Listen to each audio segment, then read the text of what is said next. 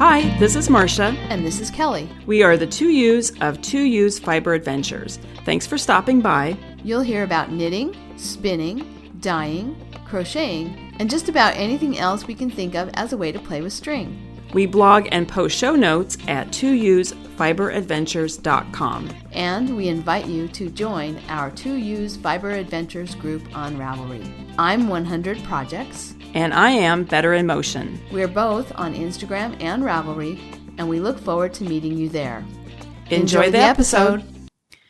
Hey, Fiber Adventurers, this is Kelly, and I just wanted to let you know this is not our normal episode. So if you are a new listener, first of all, welcome to our show. And also, you might want to take a look at another episode, maybe something prior to episode 200, which was our question and answer episode. So what we have today for you is Marsha and Kim, a dispatch or two. They'll be talking about some of the things that they've been doing in the month of January and February. And then next episode, Marsha and I will be back and we'll talk about all the fun that we had at Stitches West. Meanwhile, enjoy this dispatch from Seattle. I'm here with Kim, my travel buddy. Yes. And we're going to talk about our weaving class that we took. So just to refresh everybody's memory, the class is called Weaving Fundamentals, and it was offered by Sue Willingham and her daughter Janet Dawson, and they run the Willingham Weavery located on Vashon Island. So we took the class the last week of January, first part of February, 5 days, and we every day just took the ferry from Seattle to Vashon Island. That was fun. It was an adventure every morning to get out of the house. Yes, and it was funny. The first day, I think I said to Kim, we don't know what traffic is going to be like because we had to go through downtown Seattle on Interstate 5 to get to West Seattle where we caught the ferry. And so I made her get in my car at 7 a.m. Way too early. So the following days you would pick me up about 7:30, I think. Much or better. 7:40 or something to get. So that was much more reasonable. But anyway, Kim, let's talk about the class. Okay. Did we have fun?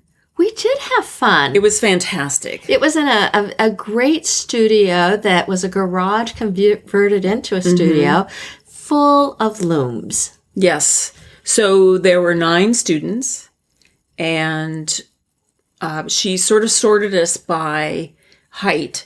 So those of us who were taller got the bigger looms. So I got in fact, I love that loom. It was a Macumber. I hope I'm pronouncing that correctly. From the date on it was 1941. So, but this is the cool thing about looms is there's such an old technology that you can weave on a loom from 1941 and it works just great. Yeah. So what kind of loom were you weaving on? I was on a wolf pup. Okay. Pulp, not pup. It was a wolf pup. And they are considered more portable because people take them to different kinds of workshops. And I am not as tall as Marsha, and so I was happy to be on a smaller loom. Yeah. And it was really interesting using it. It had 4 shafts, but it had petals that you could add an additional 2 more. And it felt very controllable for my wingspan of arms. And simple to set up. And you could get around all of it. You could get around the back and the front easily. Yeah. Mine was tall, so the shafts were pretty tall. So it was I was sitting in the corner. So like you had a much better view of everybody in the classroom because I was behind this big tall loom. Not a problem. It was fine, but it was interesting, our different perspectives. So looms were fantastic. So let's just talk a little bit about the class. Well, maybe we should say something about Janet and Sue.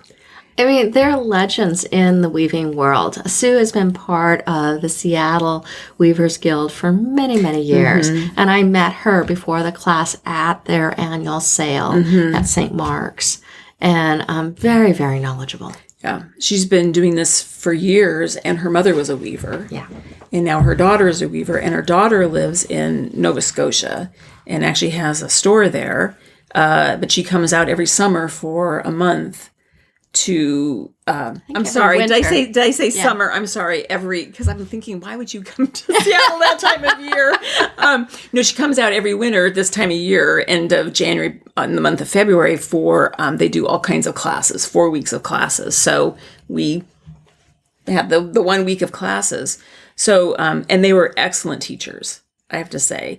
One of the things that they did is we have a notebook that we came home with, and it goes through step by step what we're going to do each day, and then each day or let me say, when you're setting up the loom, step by step what you're going to do. And to show you that what such good teachers they are is that they would make us read it out loud before we started the process. So then somebody would have to read it out loud, and they would show how to do it on the loom. And when we actually got to warping our own looms or anything, they would ask us, well, have you read the book? Exactly.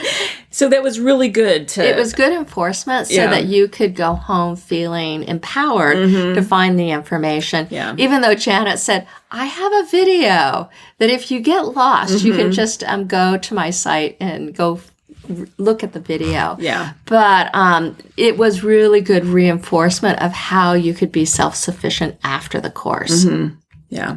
Yeah. So I'm just going to grab the notebook here and just sort of go through kind of how the class was set up. The one thing that they did was the very first day when we arrived, they just assigned us our looms, and our looms had already been warped. Yep. And I think that was brilliant. It was wonderful to have something that you could sit down with. You didn't have the colors that you chose. No. That's true.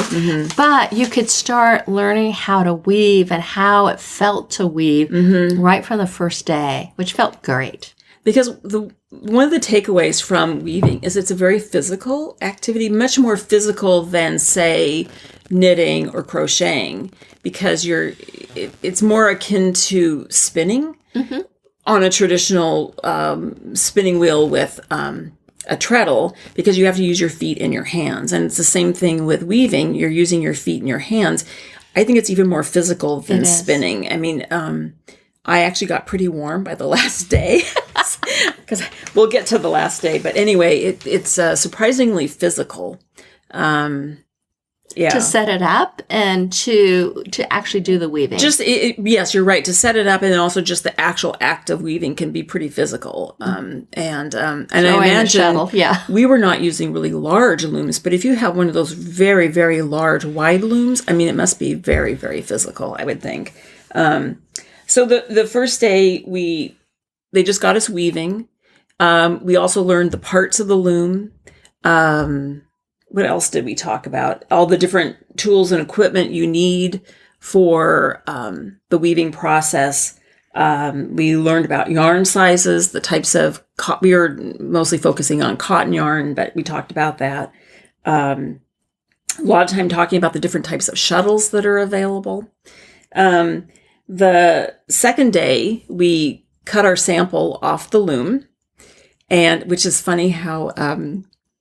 it's hard. It's kind of like doing steeks on your knitting. It's kind of, you feel like you're doing something wrong cutting all of those yarn. It's not reversible. Yes. So, and then what they had us do was do a practice warp on the loom with just worsted weight acrylic yarn. And I don't remember now, Kim, was it about how many... It was really small. They just wanted us to go through the warping process. There was maybe like 25 ends, I think, that we were doing. But with that, we learned how to use the warping board. Then we learned how to set up the loom, all the different steps. We learned about how to read the pattern to set up the warp on your loom. What else did we threading the heddles and threading the dent? Yeah. And all the math that was involved was a little bit mind-boggling at points. Yeah. Very interesting. So day 3 was what we did is we then cut our practice warp off and just threw that away. And then the day 3, we picked our colors that we wanted to weave with for our warp. And then we warped our looms. And it took all day to wind the warps on a warping board. To start, and I don't think any of us finished completely warping the loom on that day. Mm-mm. We had to come back the 4th day to actually finish warping the looms. And when you say warping, it was like threading all of the heddles, because our warps yours had 197, mine had 208, and it's consistently getting the order of all of the ends through so that you can even begin. And it's amazing how many times things just kind of slid around, or something dropped, or you'd kind of look at it and go, wait a minute. Yeah, so not to make this too complicated, but we were basically doing just a very simple warping. It was a 4, 3, 2, 1. Was working from the right, 4, 3, 2, 1. But the 4th was on number 4. 3 is on number 3 heddle. Yeah. Shaft. I'm sorry, I always get that confused. 2 is on the 2nd shaft. 1 is but you have to keep moving from right to left, keeping them in order. And there was mistakes would happen. You would get them, and I had mistakes for such a simple, repetitive pattern. There was amazing how many mistakes I made. Yes. That you would then, and they showed us the technique to find your mistakes, how to correct your mistakes. They showed us the technique if one of your warping threads breaks, how to fix it. Or in your case, you were knot. Yes, they want that you had a knot. You discovered, and they said when you were warping it on the warping board and or winding on the warping board, I should say, and they said leave it, Janet said, because you're going to be our teaching moment later on, and they showed us how to correct it if you have a knot. Yeah, very interesting. Well, and I think that something a lot of us spent time is looking at the patterns for what we wanted the order of warping, because we could have done it, all in one color, or we could, I think most of us chose is to do about 3 colors for the warp. Right. And so then you had to divide the math just got, yeah. A lot of math. And then, we also spent a lot of time that day learning how to read the pattern. They gave us in our notebook. In fact, I am holding my notebook, and I have all these little Post-it notes that I had stuck in there about different weave patterns that we could follow. And I think there's about 60 in here. Yes. That just with our 4, 3, 2, 1 setup that we could follow. And so it was a little, it's not impossible, but it's a little, you just have to spend some time thinking. There's a lot of math, there's a lot of planning, a lot of thinking. And it actually, though, I felt empowered that I would not be intimidated by patterns. It's kind of like when somebody sees a sweater that has 14 colors and like, oh my God, that's so hard. But they broke it down into how to do it and how to read a little bit further. Would you say your first Fair Isle sweater was intimidating? Yes. Yes. And now, no big deal, right? No big deal, yeah. In fact, you're talking about doing one that has how many different colors in it? Probably like 15. Yeah. So, not a big deal, not right? Not a big deal. Just, you plan for it and you make it happen. And then the last part of the class was then we just wove our towels. And so, I think we had 2 yards on the 3.5, actually. 3.5 yards on the loom, and we were able to we probably could have gotten more, but time constraints, we got about 3 towels out of that. And then it was kind of fun. You could pick any color you wanted. For the weft? For the weft, you could pick any pattern you wanted. It was really kind of fun to experiment with all the different patterns. And then the last day, we then cut our towels off the loom. And again, that same feeling of, panic. Yes. Kind of. And it was so interesting when I cut mine off and I got them home, how different, did you notice this, Kim, that when you looked at your towels on the side that you were looking at while you're weaving, how different it looked on the underside? Yeah, they totally changed, especially after I washed them too. It was a really interesting process, and I knew it was learning, and so I let go of the airs. Some people could not let go of the airs in their weaving patterns, right? But I kind of decided that this is for learning, and I experimented a lot, and I'm glad I did. But to really learn how to throw the shuttle and consistently do the beater, which helped to just with the weave structure. The more you could get into a rhythm of doing it, and that's what they really. Janet and Sue encouraged that, you'd say, "Oh, my selvages are so messy." Yes. And they're like, you just have to go with the flow. Yeah. The more that you stress over the tension on the sides, the worse it's going to get. So just go. And the last day, we decided at the last, like at 4:00, we really wanted to do that third towel. And so we just went into it and we really just did it in a simple weave, and then the salvages just corrected on their own. Yes, I have to say that the first weaving that we did when the looms were already warped, my salvages are terrible. And I tried to make them really clean, and I was actually caught doing something that you're not supposed to do, which is to start like pulling at those threads on the salvages to try and figure out how you can get rid of the big loops or loosen it up or something. And I found that to their point is when you just relax and get a rhythm, that the salvages are very, very tidy. And the thing, it's just like knitting. It's kind of like the more you focus on your tension, the worse it gets. And the more you find how you knit, and then your tension seems to find itself. And I would say the same thing with spinning too. Once you stop worrying about it and just relax it and just get into a kind of a rhythm and a flow, everything is a lot smoother and it looks better, Easy to say, hard to do. Yes, no, it is. Anyway, I thought it was a great class, and I think we have to thank our friend Kelly, who recommended. We had gone to lunch at her house. She lives on Vashon Island and is a phenomenal weaver. And that's where she learned to weave, was in this class, and she recommended it. So I got online and I found it and re-registered, and it was really a great class. They're really good teachers. And I think we're ready to go. We are. I know. I forgot the most important, well, not the most important thing, but was kind of amazing. One of the amazing things that happened with the class is they had a loom that they said they were going to give it away if anybody, they didn't want it anymore. And Sue had it for 25 years. She said that someone had given it to her. It's a Harrisville. And she said anybody who wants it can have it. And I think we were probably the only two that did not have looms. So I said to Kim, maybe we should take that. So we measured my car. And we did a lot of rearranging. Yes. And we were able to get the loom in the back of your car. And so it's at my house. It's in my basement. But we have some things we need to do.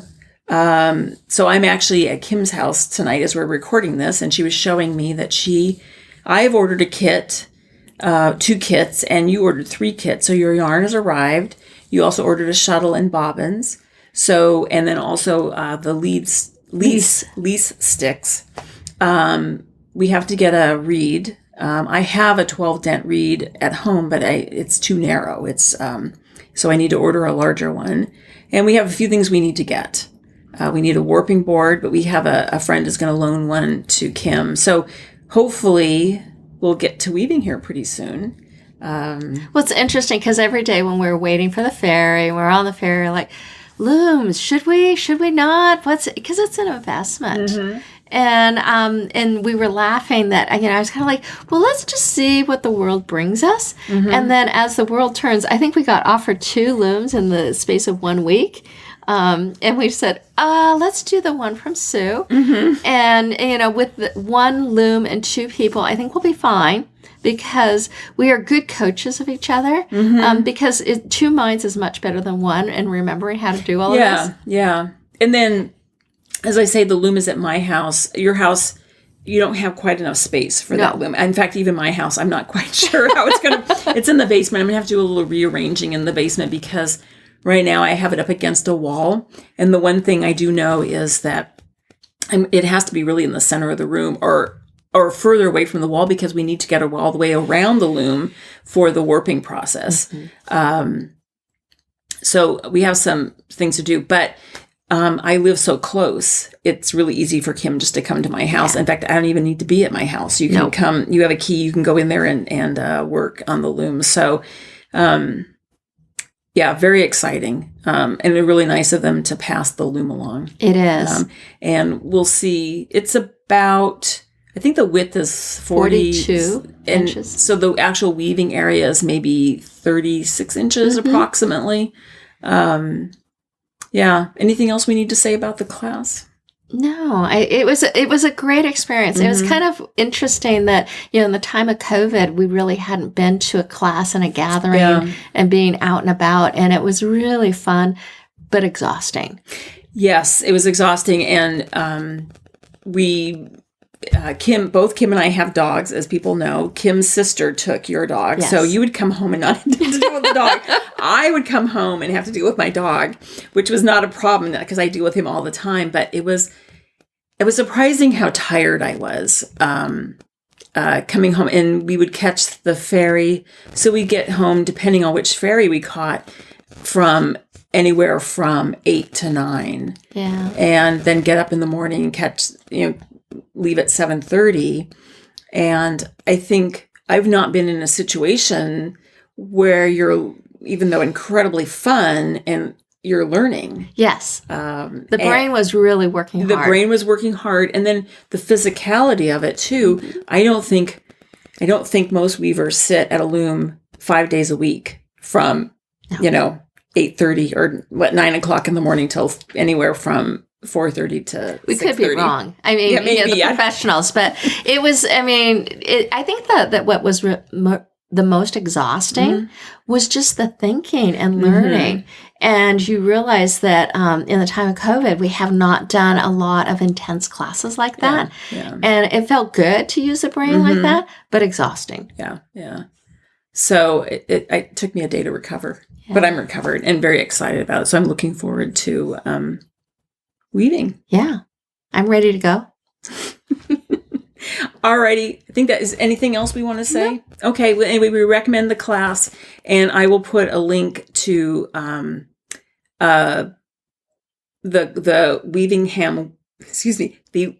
Willingham Weavery website, and also Janet Dawson's website for her shop in Nova Scotia, and the link to the tutorials that she has on her website. So, okay.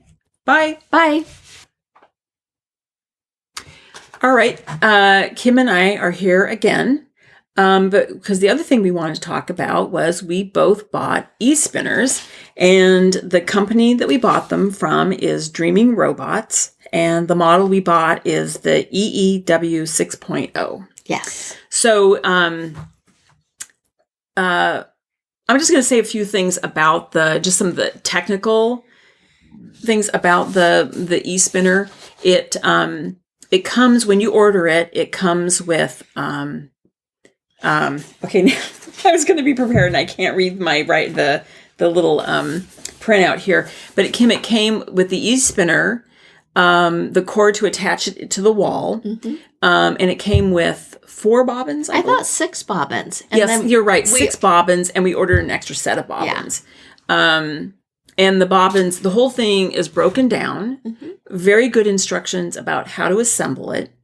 And then the base that holds the e-spinner holds a battery, which does not come with the e-spinner. You order that separately, but when you go to the website, he gives you the link to purchase it on Amazon. So we had those, and it comes with a connector and to connect the battery to the motor. And then it also has you can either use it as a foot pedal, or you can put it on the table next to you and just use your hand to turn the e-spinner on and off. Yes.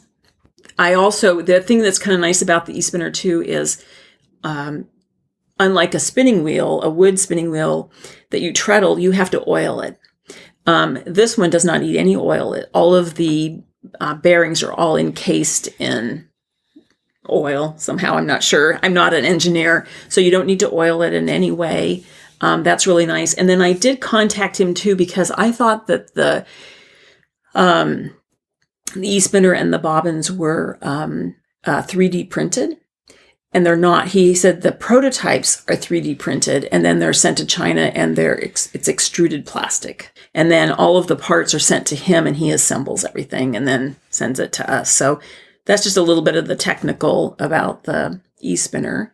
So, and the reason why we were really excited about the e-spinner is it's very portable. yes. And so our first trip with it was to go to the Oregon coast in the stormy January, and we both set up our e-spinners. We hadn't unpacked them. No, we hadn't. No, we decided to do the unpacking down at the beach. And I mean, I think they were really easy to set up. They were easy. Yeah, very easy to set up. Great videos. Yes, we watched on the Dreaming Robots website. He has tutorials how to set it up, and they were very well done. Now, I'm a spinner. And I'm a drop spindle spinner, but not consistently. Yeah. So we're coming at it a little bit differently, different knowledge, kind of. I think my impression of it was very easy to start. It's it needed some adjusting in terms of the tension, the draw up, the speed. What do you think, Lily? Well, I struggled with it a little bit because I think partly the roving that I chose had a really long staple, and I'm not that experienced of a spinner. And I was used to doing the whole hand drop spindle, trying to coordinate everything. Right. And then this didn't have that, but I was still struggling with the draw. It is a coordination, but a different coordination. Exactly. Yeah. And then, and so the one that I did at the coast was really hard, and I finished it. And then I picked up something here that was much, much easier, Polworth. And it the first one you were using was Falkland, I believe. Yeah. And it was, you know how braids that have been dyed, they're not matted or felted, but they're kind of sticky. So yours, when they've been dyed, that happens. And so you had to do a lot of pre-drafting.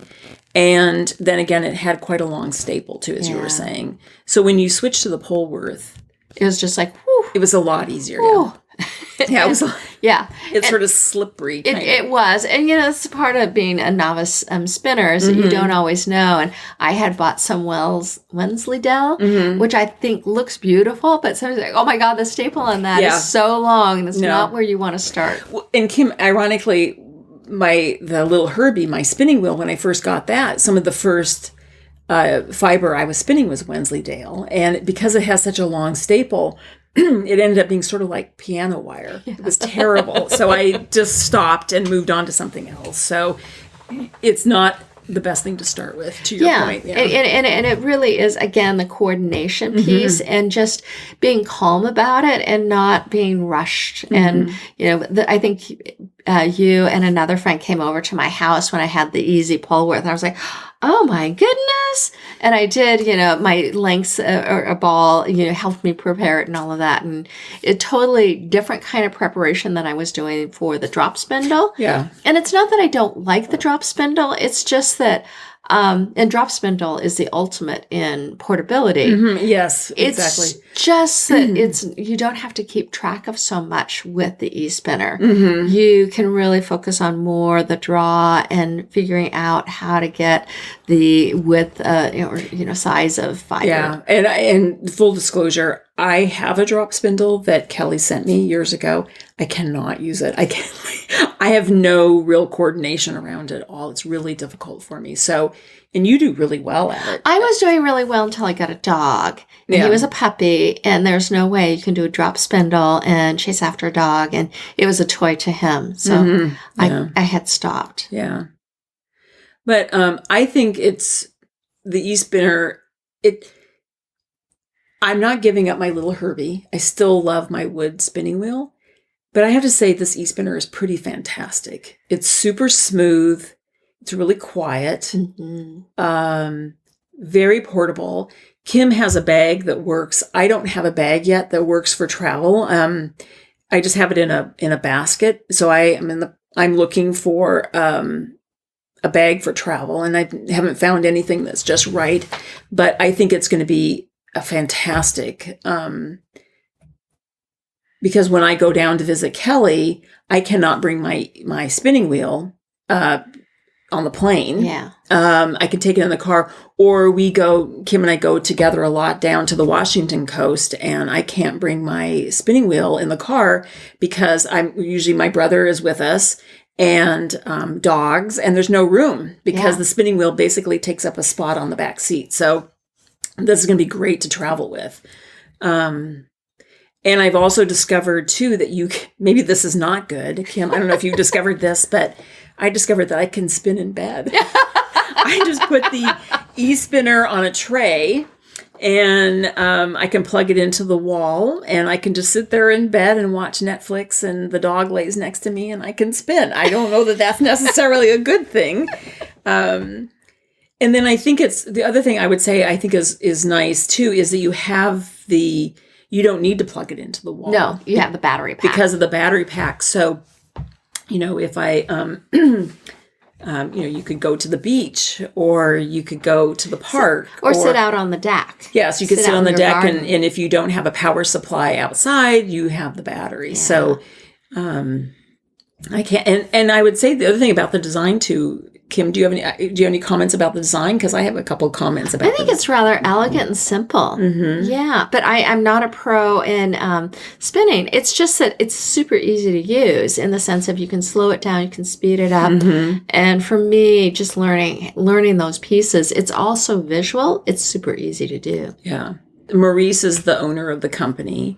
And he's been really helpful. I have emailed him a couple of times with questions, and he's been really responsive. So I would really recommend the company. The other thing is I think it's such as you said, an elegant design. He's thought of so many things. So I don't know what you call it, but the little wire to thread the orifice that you pull your leader through the orifice. He has magnets on the e-spinner that just holds that little hook, and when you take the bobbin off, there's a bearing that can just fall out. And so what you can do is you can just put there's a magnet that holds it. He's really thought of kind of everything that, and it's nice too that again, I don't know what you call it, but on the flyer, the hooks that the yarn goes through, that you keep advancing on a traditional spinning wheel, you have a series of hooks that go along that you keep moving it. This one, there's one hook and it just slides along. And I think that's brilliant. The bobbins are very large. The website says they hold 8 ounces.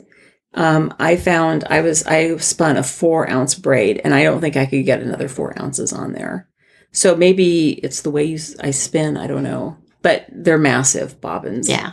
You can get a solid 4 ounces or more on there, where the Ashford bobbins that go on my little Herbie don't hold 4 ounces. So, what else should we say about it? I don't know. I think that's, I'm thinking, what people might be interested in is what kind of fiber comes out of it. Is it, and, I found that, with the Polworth, I could get finer and finer, the output of, the spinning. Your singles are finer. Yeah, my singles are finer. When you're talking about the fineness too, that also reminded me too that there's a attachment to the orifice. Oh, that's right. To make it smaller. It's quite a large orifice. So if you were going to do kind of art yarns or bulky, and then if you're doing lace weight, there's an attachment that goes on there that reduces the size of the orifice, so you can spin finer yarns. So it seems like he's thought of everything. Yeah, I mean, it's very user-friendly and centric to the spinner. But and he has quite the following on Instagram. And that's where, we heard about it from a friend. So that's why we wanted to try it out. Well, and our friend Dagmar, She has the same spinner. And I believe she got hers when he did a Kickstarter campaign. That's how she got hers originally. And she brought it last year to the Knockers Retreat. And I was fascinated by it. And I knew she was coming to Black Sheep. And Kim and I went to Black Sheep and met Kelly and Robert there. And we had a meetup. And Dagmar was there. And I said, Kim, you have to go check out this e-spinner, because I would say you were pretty much not interested in getting a spinning wheel because you did not want to go down that rabbit hole, right? Yeah. And I watched you watching Dagmar. And I was sold. Yeah. Well, because I do live in a tiny house, and one more piece of something is just, I have to really think carefully about it. Yeah. And this is not invasive at all. No, it's so small. In fact, I would never get rid of my little Herbie, but I think if I was doing it again, and I would maybe get this instead of because it's so easy and it's so portable and it doesn't take up much space. And I love my little Herbie. I would not get rid of it. I love the sort of the organic quality to do, but there's more adjusting that you need to do and a lot more oiling, and there's a lot that you need to do. So if you can only buy one, I think this is kind of the way to go, because of the portability of it. Yeah. Anyway, can't say enough good things about it. Well, and so we've had it, 3 months now? Mm-hmm. And I'm still working on my second roving. Mm-hmm. Yeah. Yeah, I've filled 2 bobbins so far. So, but I have a bit more free time than you do, Kim. So anyway, I think that's all we want to say about it. So the e-spinner from Dreaming Robots. And again, just to reiterate, we got the EEW 6.0. They do make an even smaller one called the Nano, which is adorable.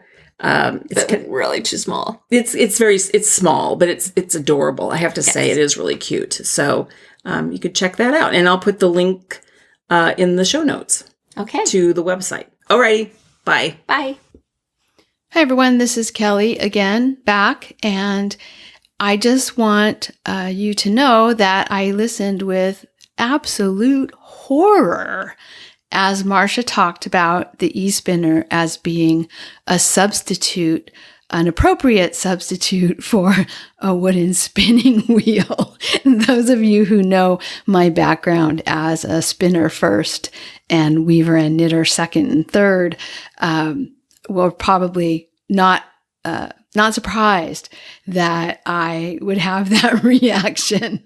But I have to say, I do not endorse Marsha's and Kim's statements that the e-spinner is something you could actually do without a regular spinning wheel and have that instead.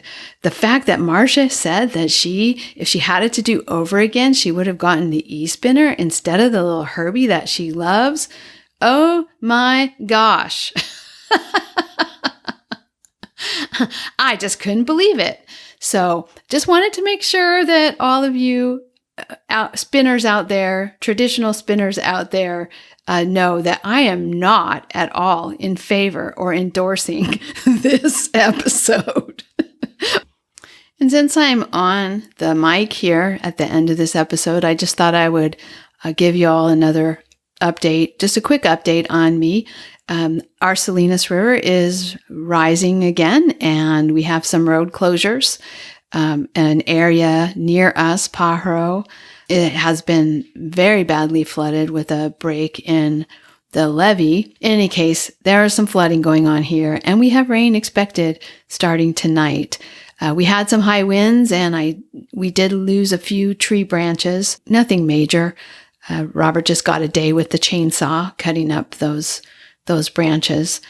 So everything's good here. We are not floating away in my area, although there are people who are sadly underwater again in central California. So that said, I'm going to get going. This will be a short episode for you, and then Marsha and I will talk about Stitches West next time. I am once again working on projects, so that will be good. You'll get to hear some of my new projects that I'm working on. I think maybe I have my knitting desire back, and I have some things on the needles and in my plans. So stay tuned. 2 weeks from now will be our next episode. Bye-bye. Thank you so much for listening. To subscribe to the podcast, visit 2usfiberadventures.com. Join us on our adventures on Ravelry and Instagram. I am Better in Motion, and Kelly is 100 Projects. Until next time, we're the 2Us Doing our part for World Fleece.